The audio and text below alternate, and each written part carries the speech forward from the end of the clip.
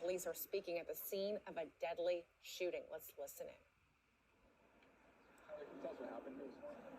Yeah, so at approximately 4:16 this morning, we responded to this business plaza here at 116 Kennedy Road South in the city of Brampton for reports of possible shots fired. Officers arrived on scene and located an adult male inside of a vehicle suffering from gunshot wounds. He was transported to hospital where he has since been pronounced deceased. And we've been able to ascertain that the male is a man in his 40s from Toronto.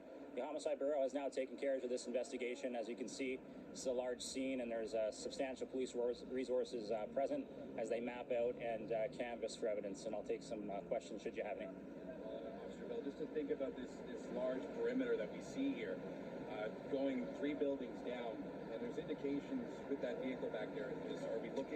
Are police looking for someone who got away in another vehicle? Is there anything that the public needs to be aware of right now? Right, so investigators at this point are at least confident that this is a targeted shooting. Whether or not this was the intended target, we don't know that as of yet. That is part of the forthcoming investigation. At the time the shooting took place at approximately 4:16 this morning, this area at the rear and after hours bar was quite busy, and at that time there were substantial pedestrian and vehicular traffic that were leaving the scene. It's too early to tell right now of the vehicles of the folks that were leaving, whether any were suspects or folks just fleeing gunfire, and that's part of the challenging work ahead of investigators right now to canvass for footage and ascertain who belongs to those vehicles. Now, it is also, of course, as you said, very early. Because you have an after-hours operation that's operating back here, is it fair to say that it's believed that to be related to patrons either leaving, going, potentially people that were here, bystanders otherwise? Right, so I mean that's a fair assumption, but the victim was located in the vehicle. We have not yet been able to confirm if he ever was inside the establishment or not. That is going to be something that we're obviously interested to look into. Now, because it's something believed at this point to be targeted, there's no risk to public safety, anything that people need to be bearing in mind at this time?